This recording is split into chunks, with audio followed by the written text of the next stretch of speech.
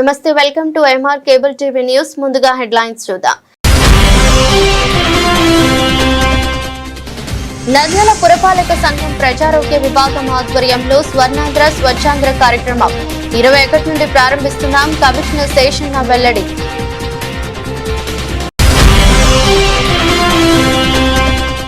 నంద్యాలలో శివారులో బైక్ అదుపు తప్పడంతో వెంకటవంశీ అక్కడికక్కడే మృతి. సంఘటనా స్థలాన్ని పరిశీలించి కేసు నమోదు చేసిన ట్రాఫిక్ సిఐ చాంద్ పాషా. నంద్యాలలో ఘనంగా రంజాన్ మొదటి శుక్రవారం ప్రార్థనలు. భక్తి శ్రద్ధలతో మసీదులకు పోటెత్తిన ముస్లిం సోదరులు. పేదలకు దాన ధర్మాలు చేయడమే రంజాన్ సందేశం మత పెద్దలు.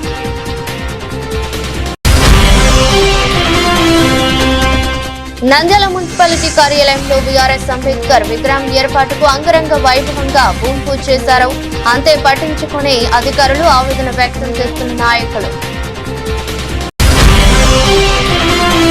సంపద పునః పంపిణీతోనే సామాజిక న్యాయం సాధ్యం. రాజ్యాంగ విలువలను మోదీ ప్రభుత్వం కాలరాస్తుంది. నిరసన వ్యక్తం చేసిన సిపిఐ వామపక్ష నాయకులు.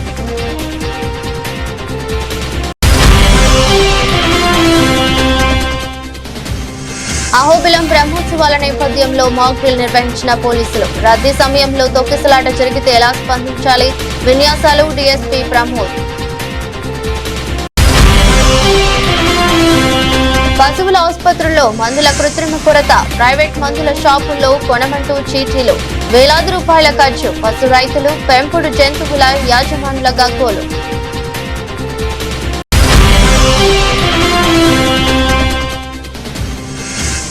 నంద్యాల మండల కార్యాలయంలో పంచాయతీ సెక్రటరీలు, డిజిటల్ అసిస్టెంట్లకు గ్రామాల రెవెన్యూ పెంపుపై అవగాహన సదస్సు.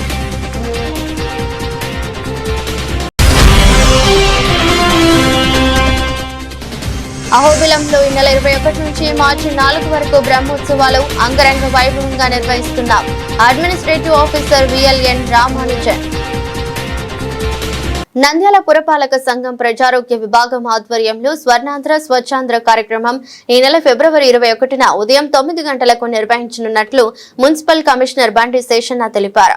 ఫిబ్రవరి నెలకు సంబంధించి జీరో వేస్ట్ లిటర్ గవర్నెన్స్ అంశంపై 18వ వార్డు ఎన్జీఓ కాలనీ మరియు 20వ వార్డు లలితానగర్ ఎన్జీఓ కాలనీ రామాలయం వద్ద అవగాహన ర్యాలీ, శుభ్రత కార్యక్రమాలు, ఈ వేస్ట్ సేకరణ, పాఠశాల పరిసరాల క్లీనింగ్, బ్యాంకులు మరియు కోచింగ్ సెంటర్ల పరిసరాలలో శుభ్రత కార్యక్రమాలు నిర్వహించనున్నట్లు ఆయన పేర్కొన్నారు. అందరికీ స్వచ్ఛ నమస్కారములు.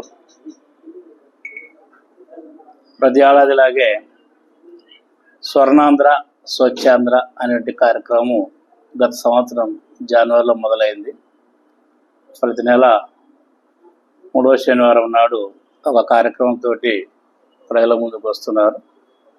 రాష్ట్ర ప్రభుత్వం వారు, గౌరవ ముఖ్యమంత్రి గారు యొక్క స్వర్ణాంధ్ర స్వచ్ఛాంధ్ర కార్యక్రమంలో భాగంగా శుభ్రతకు సంబంధించి చక్కటి కార్యక్రమాలు చేస్తే కనుక ప్రజల యొక్క ఆరోగ్యం ఇంప్రూవ్ అవుతుంది.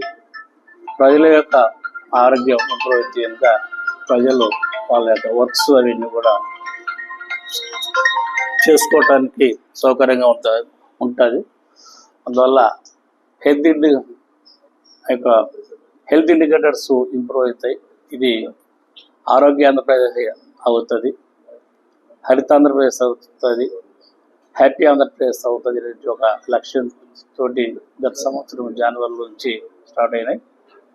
అందులో భాగంగా రేపు జరగబోయేటువంటి స్వర్ణాంధ్ర స్వచ్ఛాంధ్ర కార్యక్రమానికి సంబంధించి zero littering in all sectors అనేటువంటి కార్యక్రమంతో ముందుకు వచ్చారు. అందులో భాగంగానే మన పట్టణంలో జీరో వేస్ట్ లిటరింగ్ సంబంధించి 2 వార్డులలో ఈ యొక్క కార్యక్రమం ఏర్పాటు చేయాల్సి అనుకున్నాం.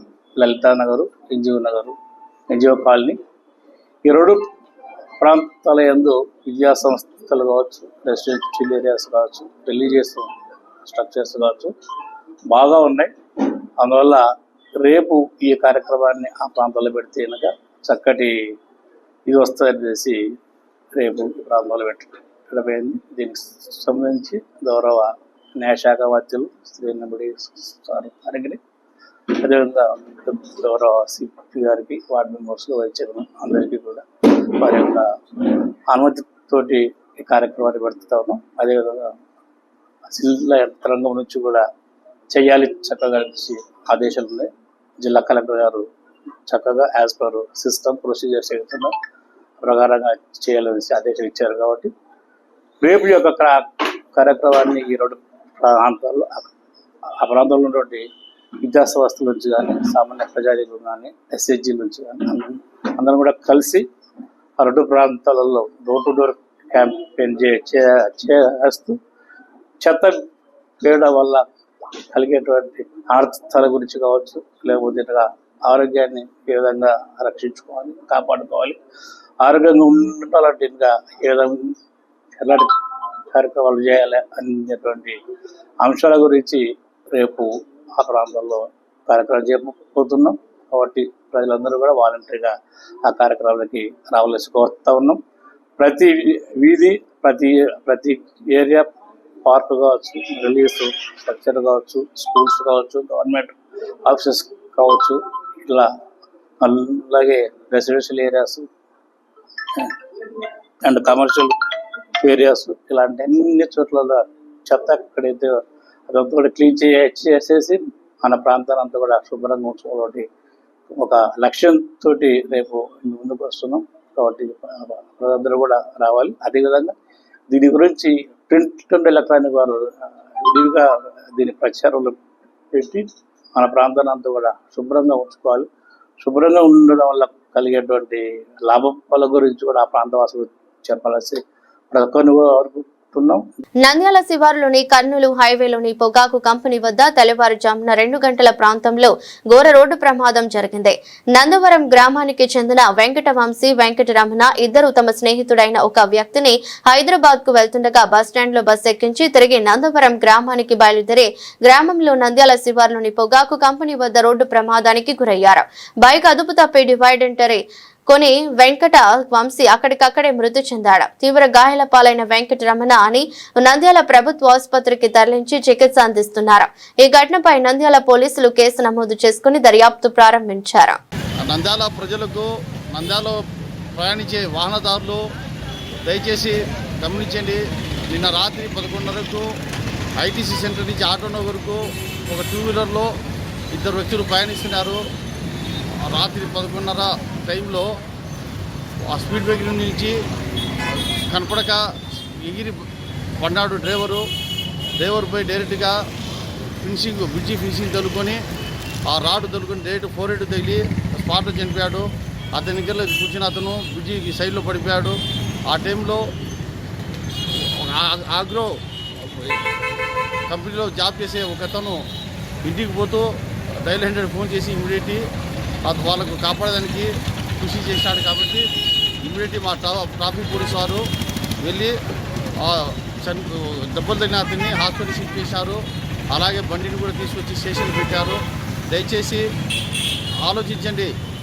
వాహనదారులు రాత్రిపూట్ల ప్రయాణించడం వల్ల స్పీడ్ బ్రేకులు కానీ, తర్వాత కుక్కలు కానీ, జంతువులు కానీ ఏమైనా అడ్డం వస్తే కనపడవు.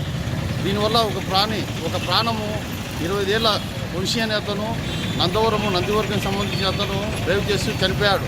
వెనకలు కూర్చున్న అతను బతికినాడు. కాబట్టి దయచేసి లేట్ నైట్ అవసరం ఉంటే హెల్మెట్ పెట్టుకొని బయటికి వెళ్ళండి. మీకు ప్రతిరోజు చెప్తున్నాము. మా జిల్లా ఎస్పీ సార్ గారు టౌన్లో కానీ ఎక్కడైనా అవుట్కట్స్లో కానీ ఎక్కడికి పోయినా కూడా హెల్మెట్ పెట్టుకోమని చెప్పి, మనము హెల్మెట్ పెట్టుకుంటే మనకేమి మెడకాయ ఏమి ఇరిగిపోదు, అలాగే ఏమి జబ్బులు రావు. మీకు హెల్మెట్ పెట్టుకున్నందు వల్ల యాడ కింద పడితే ఇటువంటి మరణాల నుంచి కాపాడుకోవచ్చు. మీ ఫ్యామిలీ పిల్లలు మీకోసం వెయిట్ చేస్తుంటారు. రాత్రి వాళ్ళ ఫ్యామిలీ, వాళ్ళ తల్లిదండ్రులు ఇంకా మా పిల్లలు రాలేదంటే మళ్ళీ నేనే ఫోన్ చేసి మార్నింగ్ అమ్మ ఇట్లా మీ అబ్బాయి యాక్సిడెంట్ చనిపోయాడంటే వాళ్ళ బాధలు, వాళ్ళు కన్నీరు చూసే నాకైతే గుండె తలిచిపోయింది. మా జిల్లా ఎస్పీ సార్ గారు, మా ఏఎస్పీ మేడం గారు ప్రతిరోజు ప్రతి చోట అవేర్నెస్ ప్రోగ్రాం పెడతానే ఉన్నాం. ప్రతిరోజు ఎక్కడో చోట 2 వీలర్కి చెప్తానే ఉన్నాము. 10 మంది పోతే ఒకడో ఇద్దరు పెట్టుకుంటారు. దయచేసి హెల్మెట్ పెట్టుకోండి. తర్వాత ఇంటికి పోయినాక దిగినాక హెల్మెట్ తీసి శుభ్రంగా జాగ్రత్తగా పెట్టుకోండి. ఇంట్లో బండ్లో పోయినప్పుడు హెల్మెట్ పెట్టుకోండి. మీతో పాటు ప్రయాణించే వ్యక్తి కూడా హెల్మెట్ పెట్టేయండి.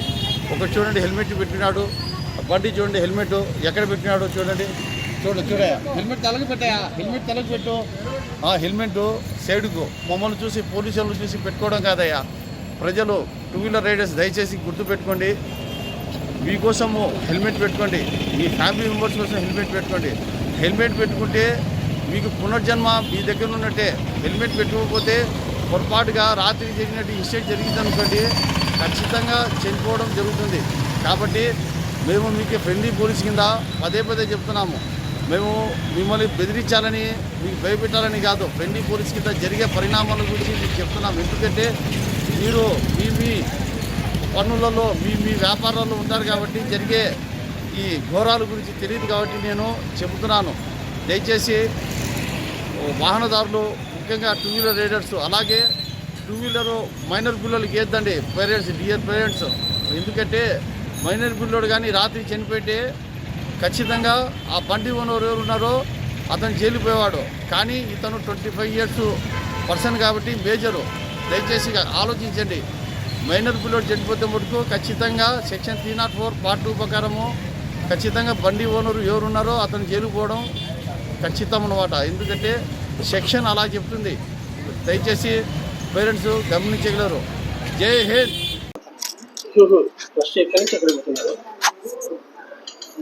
నందవరం కాబట్టి నందాలకు వచ్చినాను అంటే మా ఫ్రెండ్ హైదరాబాద్ డ్రాప్ ట్రైన్కి వచ్చినాము.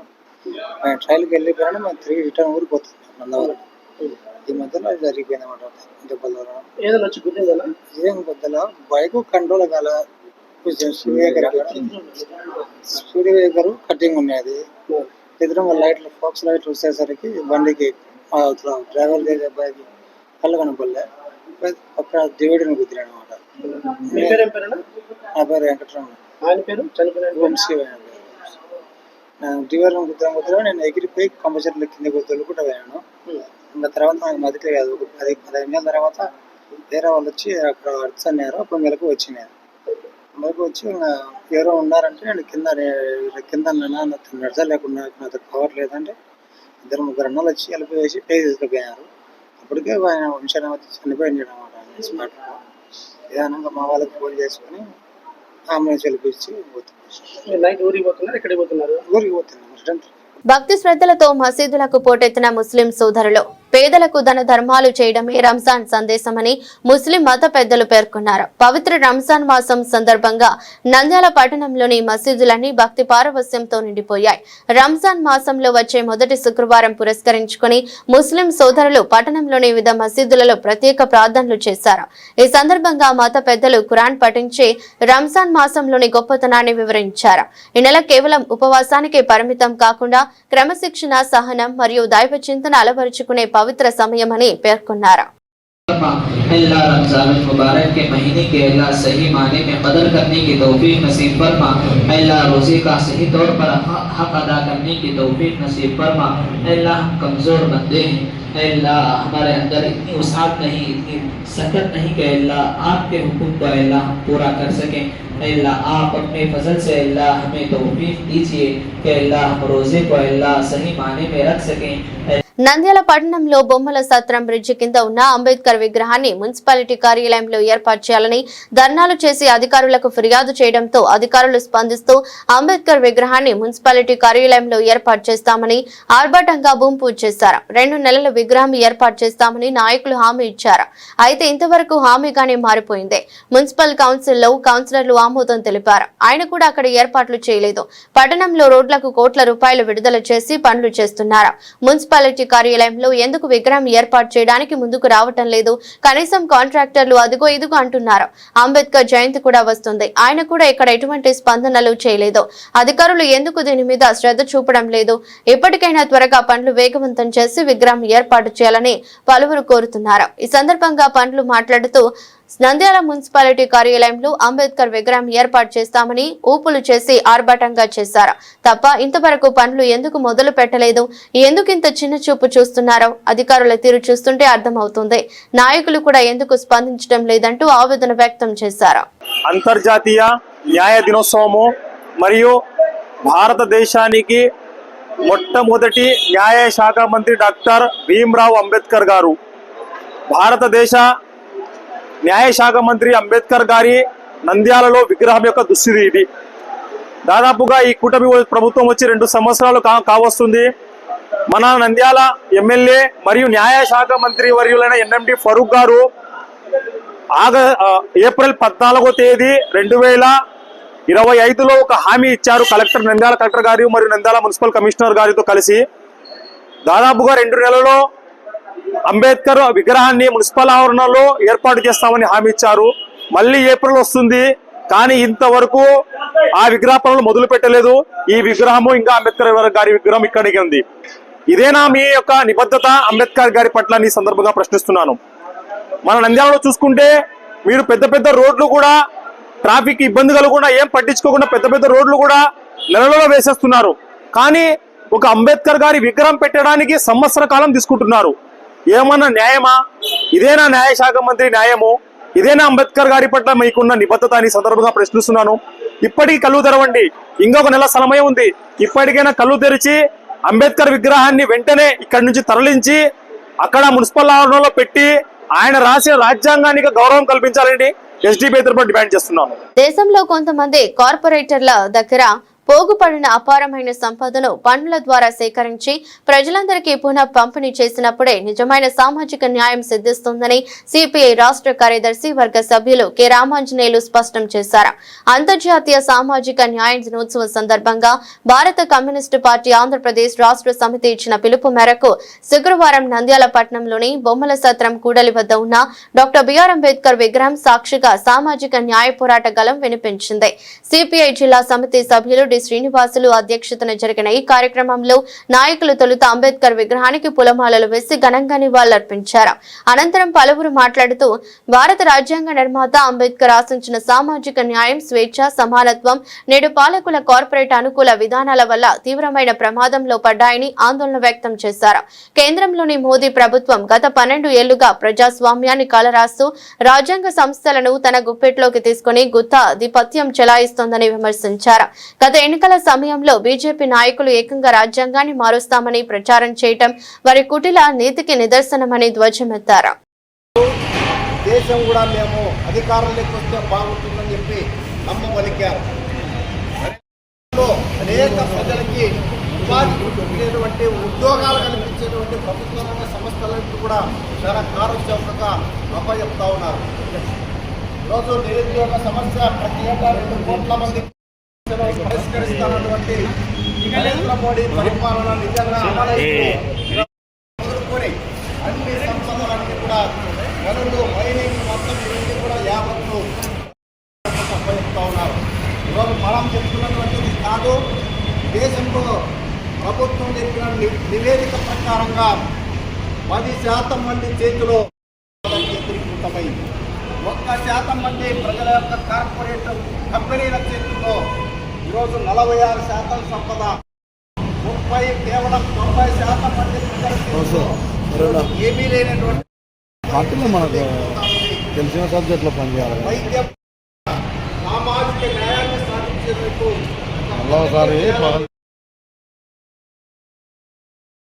వివక్ష లేకుండా అందరికీ ప్రజాస్వామ్య హక్కులు, స్వేచ్ఛ హక్కు, ఎవరు ఏ మతాన్ని అవలంబించినా వారందరూ కూడా స్వేచ్ఛగా జీవించుకుంటున్నారు. సామాన్య ప్రజలైన హిందువులకు, ముస్లింలకు, క్రిస్టియన్లకు ఏమున్నాయి?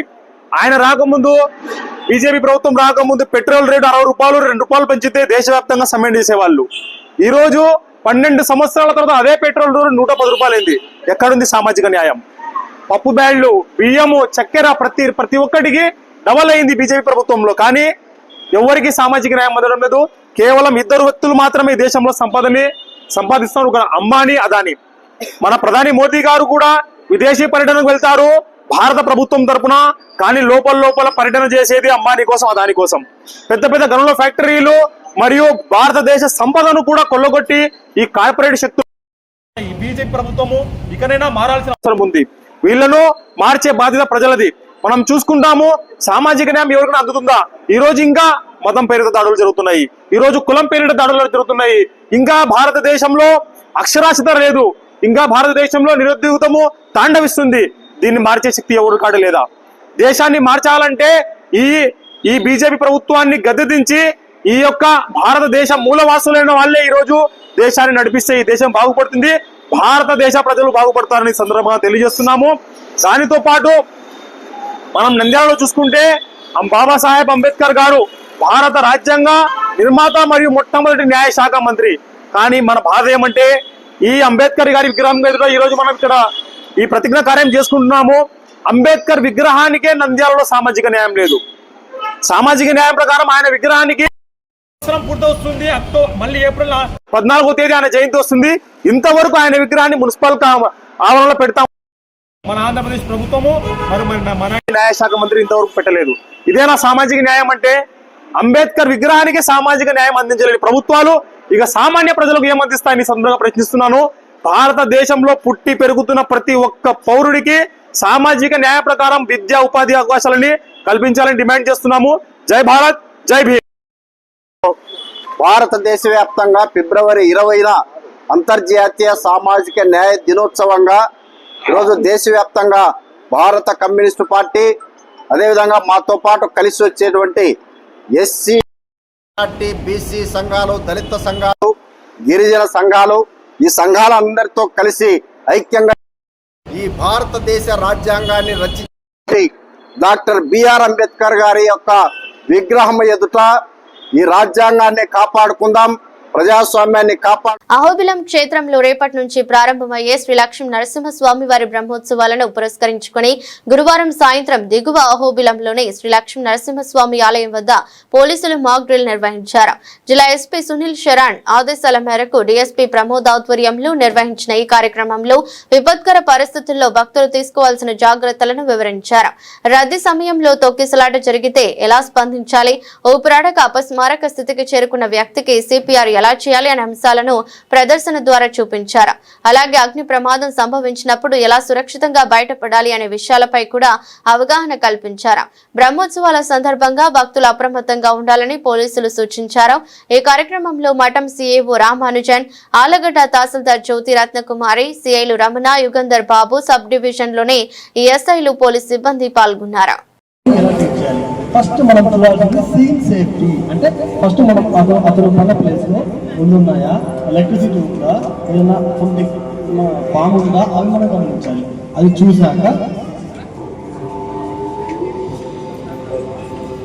చూశాక అక్కడ ఏమన్నా రాళ్ళు ఉన్నాయా, ఎందుకంటే స్లీపర్ చేసినప్పుడు రాళ్ళు అవుతుంది, గాయం అయ్యే ఛాన్స్ ఉంది. అదే ఫస్ట్ సైడ్కి తీసుకోవాలి. సైడ్కి తీసుకొచ్చాలి. సైడ్ తీసుకొచ్చి ఫస్ట్ ఎగ్జాంపుల్ చెప్తాను, చూడండి. రాజా బాబు లేవలేదు. అప్పుడు ఏం చేస్తారు మీరు? వెంటనే సిబై చేయాలా? కాదు, శ్వాస చూడాలి. శ్వాస ఎలా చెక్ చేయాలి? మనం మామూలుగా బేసిక్గా 2 ఫింగర్స్ ఇలా పెడతా ఉంటాం. అలా పెట్టకూడదు. మన బాడీలో సెన్సిటివ్ పార్ట్ ఏంటంటే ఇయర్ తమ్మ, ఇది ఇయర్లో దీన్ని తీసుకెళ్ళి ఎక్కువ దగ్గర పెట్టాలి. అప్పుడు మనకు శ్వాస తేమ తగినప్పుడు ఓకే గాలి ఆడుతుంది, కన్ఫర్మేషన్ చేసుకోవాలి. ఇప్పుడు దానికి గాలి ఆడట్లేదు. అప్పుడు ఏం చేస్తారు మీరు? పల్స్ చూడాలి. పల్స్ అక్కడ మనం ఎక్కడ చూస్తాం? ఇక్కడ హ్యాండ్ దగ్గర చూడాలి. మన బాడీలో లాస్ట్ చనిపోయే నిమిషం వరకు పల్స్ అనేది కిలోమీటర్. ఇది ఇక్కడ లాస్ట్ ఫర్ ఎగ్జాంపుల్ 30 వరకు చనిపోతాం.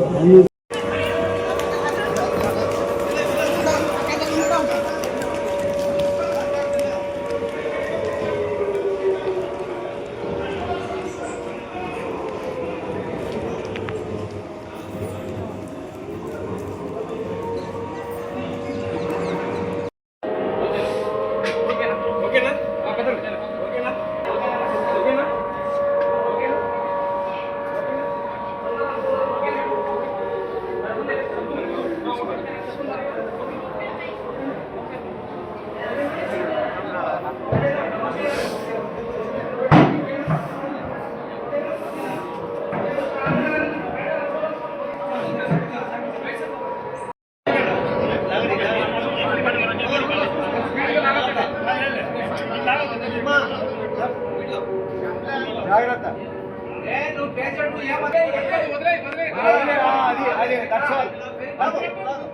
Okay okay good good.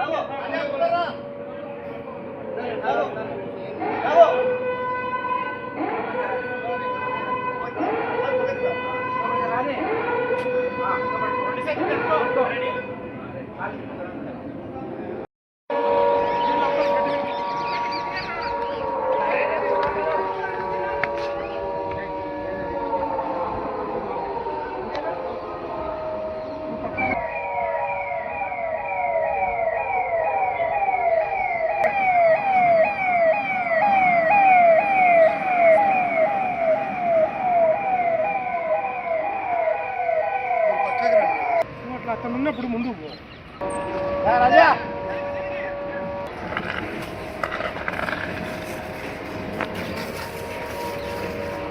Nandyal పశు వైద్యశాలల్లో మందుల కృత్రిమ కొరత సృష్టిస్తున్నారంటూ పాడి పశు రైతులు పెంపుడు జంతువుల యాజమానులు ఆరోపిస్తున్నారు. అనారోగ్యంగా ఉన్న మూగ జీవాలను పశువుల ఆసుపత్రికి తీసుకెళ్తే జేబులు ఖాళీ అవుతున్నాయని వాపోతున్నారు.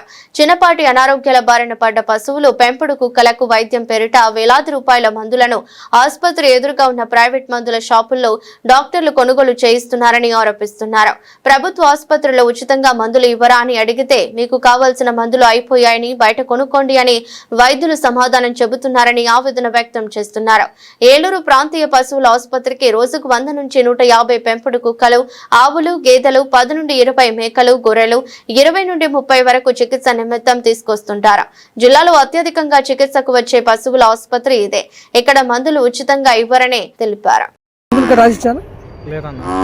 తీసుకొచ్చా మందులు కానీ ఆపరేషన్కి అవి నైఫ్ కానీ గ్లౌజెస్ కానీ బయటనే తీసుకొచ్చాను. ఇక్కడ అడుగుతున్నారు ఇంకా బయట తేవాలి కదా, మళ్ళీ క్వశ్చన్ చేస్తే బాగోదు కదా అన్నది సైలెంట్ పోయి తీసుకొచ్చాను. ఎంతైంది బిల్లు? బిల్లు ఇందాక ఇప్పుడు కలిపి ఒక 4,000. పార్వో వైరస్ వచ్చింది, తగ్గించుకోవడానికి హాస్పిటల్కి తీసుకొచ్చాను. జ్వరం వచ్చింది, కింద పడి పెయిన్ ఉంది, జ్వరం ఇంజక్షన్ వేసినారు. అది డిమాల్ నుంచి టాబ్లెట్ రాసిస్తున్నారు. అది టాబ్లెట్ ఏమన్నారు, లోపల ఏమంటారా మందులు ఏమన్నా ఏం చెప్పలేదు. ఇంజక్షన్స్ ఒక్కటి వేసారు, సీట్ రాసిచ్చినారు. అంటే డివామిన్ టాబ్లెట్ ఒకటి రాసిస్తున్నారు. నంద్యాల మండల కార్యాలయంలో మండలంలోని పంచాయతీ సెక్రటరీలు మరియు డిజిటల్ అసిస్టెంట్లకు గ్రామాల రెవెన్యూ పెంపుపై అవగాహన కల్పించడం మంచి కార్యక్రమం. గ్రామాల ఆదాయ వనరులను సమర్థంగా వినియోగిస్తే పంచాయతీల ఆర్థిక స్థితి బలపడుతోంది. గ్రామాలలో ఆదాయం పెంచే పన్నులు మరియు రుసుములు సక్రమ వసూలు, హౌస్ ట్యాక్స్, వాటర్ ట్యాక్స్ పూర్తి స్థాయిలో వసూలు చేయటం, ట్రేడ్ లైసెన్స్ ఫీజులు సకాలంలో పనులు చేయటం, పెండింగ్ బకాయిలను గుర్తించి రికవరీ చేయటం వలన ఆదాయం వస్తుందని ప్రతి ఒక్కరూ చురుకుగా పనిచేయాలని సిబ్బందికి ఆదేశాలు జారీ చేశారు. ఈ రోజు నంద్యాల మండలం లోని అన్ని గ్రామ పంచాయతీల పంచాయతీ సెక్రటరీలకు మరియు డిజిటల్ అసిస్టెంట్స్ కు ఓన్ సోర్స్ రెవెన్యూ పైన ఒక్కరోజు శిక్షణా కార్యక్రమం కార్యాలయం నందు ఏర్పాటు చేయడమైనది. దీని యొక్క ముఖ్య ఉద్దేశం ఏంటంటే గ్రామ పంచాయతీల్లో ట్యాక్సెస్, నాన్ ట్యాక్సెస్ అనేటివి వేసేసి ఓన్ సోర్స్ అంటే గ్రామ పంచాయతీల యొక్క ఆదాయ వనరులను ఎలా పెంపొందించుకోవాలి, ఆదాయాన్ని సమకూర్చుకొని దీని ద్వారా గ్రామ పంచాయతీలను ఎలా అభివృద్ధి చేసుకోవాలి అనే దానిపైన ఈ రోజు ఒకరోజు శిక్షణా కార్యక్రమాన్ని ఏర్పాటు చేయడమైనది. అహోబిలం క్షేత్రంలో ఈ నెల 21వ తేదీ నుంచి మార్చి 4వ తేదీ వరకు శ్రీ లక్ష్మీ నరసింహస్వామి వారి బ్రహ్మోత్సవాలను ఎగువ దిగువ అహోబిల క్షేత్రాల్లో వైభవంగా నిర్వహించనున్నట్లు దేవస్థానం chief administrative officer VLN Ramanujan తెలిపారు. మీడియా సమావేశంలో మాట్లాడుతూ ఎగువ అహోబిలంలో 22న ధ్వజారోహణం, 28న కళ్యాణం, దిగువ అహోబిలంలో 23న ధ్వజారోహణం, మార్చి 1న కళ్యాణం, మార్చి 3న రథోత్సవం, 4న గరుడ సేవ ఉంటాయన్నారు. ఉత్సవాలకు సుమారు 1.5 లక్షల మంది భక్తులు హాజరవుతారని అంచనా వేస్తున్నట్లు తెలిపారు. భక్తులకు ఎలాంటి ఇబ్బందులు లేకుండా దర్శనం, త్రాగునీరు, వైద్య సదుపాయాలు, భద్రతా ఏర్పాట్లు వంటి అన్ని అంశాల్లో పకడ్బందీ ఏర్పాట్లు చేసినట్లు వెల్లడించారు. ఉత్సవాల సమయంలో భక్తులు సహకరించాలని దేవస్థానం అధికారులు విజ్ఞప్తి చేశారు. నంద్యాల జిల్లా ఆళ్లగడ్డ మండలం అహోబిల క్షేత్రంలో ఈ నెల 21వ తేదీ నుండి మార్చి నెల 4వ తేదీ వరకు అహోబిల లక్ష్మీ నరసింహస్వామి యొక్క వార్షిక బ్రహ్మోత్సవాలు అత్యంత వైభవోపేతంగా నిర్వహించబడుతుంది. ఈ క్షేత్రం యొక్క ప్రత్యేకత ఏమంటే ఈ బ్రహ్మోత్సవం 2 బ్రహ్మోత్సవం జరుగుతుంది ఒకేసారి. ఎగువ అహోబిలంలో మొదటి రోజు ప్రారంభమవుతుంది, మరుసటి దినము దిగువ అహోబిలంలో ప్రారంభమవుతుంది. అదేవిధంగా మొదటి రోజు అక్కడ పూర్తవుతుంది, రెండవ రోజు ఇక్కడ పూర్తవుతుంది. ఈ విధంగా 2 బ్రహ్మోత్సవాలు అత్యంత వైభవోపేతంగా ఈ క్షేత్రంలో నిర్వహించడం జరుగుతుంది. ఈ యొక్క బ్రహ్మోత్సవానికి దాదాపు 1.5 లక్షల వరకు మేము అంచనా వేస్తున్నాం భక్తులు రావచ్చు అని చెప్పి. ప్రధానంగా మనకు మార్చి 3వ తేదీ దిగువ అహోబిలం నందు రథోత్సవము, 4వ తేదీ ఎగువ అహోబిలంలో గరుడ సేవ. ఈ 2 చాలా అత్యంత ప్రధానమైన ఉత్సవంలో ప్రధాన భాగం. మరియు అదేవిధంగా 28వ తేదీ ఎగువ అహోబిలంలో, మార్చి 1వ తేదీ దిగువ అహోబిలంలో కళ్యాణం అత్యంత వైభవపేతంగా నిర్వహించడం జరుగుతుంది. ఈ ఉత్సవాలకు ఎక్కువగా భక్తులు వచ్చే అవకాశం ఉంది. ఈ వచ్చే భక్తులకు ఎటువంటి అసౌకర్యం కలగకుండా సకల సౌకర్యాలు, చలువ పందిళ్ళు అయితేనేమి, తాగునీరు సౌకర్యం అయితేనేమి, భక్తులు స్నానం చేయడానికి స్నానఘట్టాలు కానీ అన్నీ కూడా ఈ సంవత్సరం బాగా ప్రత్యేకంగా ఏర్పాటు చేయడం జరిగింది. ప్రధానంగా ఎగువ అహోబిలంలో భైరవకొండ మధ్య కూడా స్నానఘట్టం ఈసారి కొత్తగా ఏర్పాటు చేశాము. అలాగే దిగువ అహోబిలం నందు ఆళ్వారు కోనేరు వద్ద కూడా స్నానఘట్టాలు ఏర్పాటు చేయడం జరిగింది. కాబట్టి భక్తులకు అత్యంత ఎలాంటి అసౌకర్యం కలగకుండా వారికి అన్ని సౌకర్యాలతో కార్యక్రమం అంతా దేవాదాయ శాఖ మరియు స్థానిక ఎమ్మెల్యే అందరి మరియు వివిధ ప్రభుత్వ శాఖల సహకారంతో అత్యంత కట్టుదిట్టమైన భద్రతతోటి పోలీస్ శాఖ వారు కూడా చేస్తూ ఈ కార్యక్రమాన్ని నిర్వహించడం జరుగుతుంది. ముఖ్యంగా వచ్చే భక్తులకు ప్రసాదాలు కూడా దాదాపు 1,20,000 ప్రసాదాలు కూడా తయారు చేయడం జరుగుతుంది. ప్రసాదాలకు ఎలాంటి అసౌకర్యం కలగకుండా అన్ని కార్యక్రమాలు దేవస్థానం తరపున చేస్తున్నాము. ముఖ్యంగా ఈ వార్షిక బ్రహ్మోత్సవాలకు అహోబిల మఠం పీఠాధిపతి వారు 46వ పీఠాధిపతి వచ్చేస్తున్నారు. వారి ఆధ్వర్యంలో విశేషంగా ఈ బ్రహ్మోత్సవం నిర్వహించబడుతుంది. కావున భక్తులందరూ వచ్చి స్వామివారిని దర్శించి తీర్థప్రసాదాలు స్వీకరించి నృసింహస్వామి యొక్క అనుగ్రహం పొందాలని కోరుకుంటున్నాం. వార్తలు ముగించే ముందు మరోసారి హెడ్లైన్స్. నంద్యాల పురపాలక సంఘం ప్రజారోగ్య విభాగం ఆధ్వర్యంలో స్వర్ణాంధ్ర స్వచ్ఛాంధ్ర కార్యక్రమం 21 నుండి ప్రారంభిస్తున్నాం. కమిషనర్ శేషన్న వెల్లడి.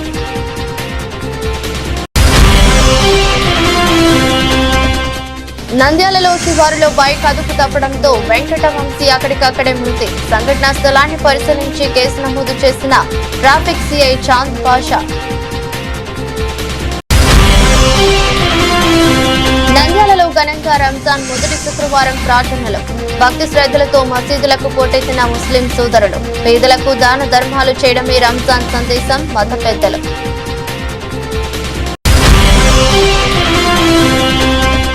నంద్యాల మున్సిపాలిటీ కార్యాలయంలో బీఆర్ఎస్ అంబేద్కర్ విగ్రహం ఏర్పాటుకు అంగరంగ వైభవంగా భూమి పూజ చేశారు.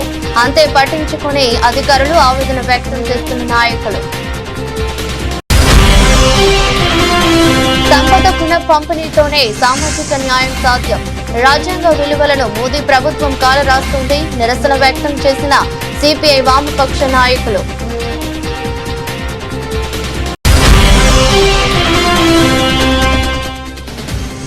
అహోబిలం బ్రహ్మోత్సవాల నేపథ్యంలో మాక్ డ్రిల్ నిర్వహించిన పోలీసులు. రద్దీ సమయంలో తొక్కిసలాట జరిగితే ఎలా స్పందించాలి? విన్యాసాలు డీఎస్పీ ప్రమోద్. పశువుల ఆసుపత్రుల్లో మందుల కృత్రిమ కొరత. ప్రైవేట్ మందుల షాపుల్లో కొనమంటూ చీటీలు. వేలాది రూపాయల ఖర్చు. పశు రైతులు, పెంపుడు జంతువుల యాజమానుల గగ్గోలు.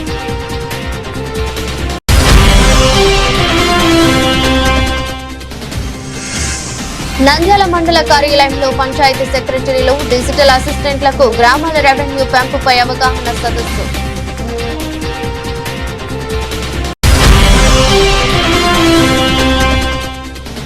అహోబిలంలో ఈ నెల 21 నుంచి మార్చి 4 వరకు బ్రహ్మోత్సవాలు అంగరంగ వైభవంగా నిర్వహిస్తున్నాం.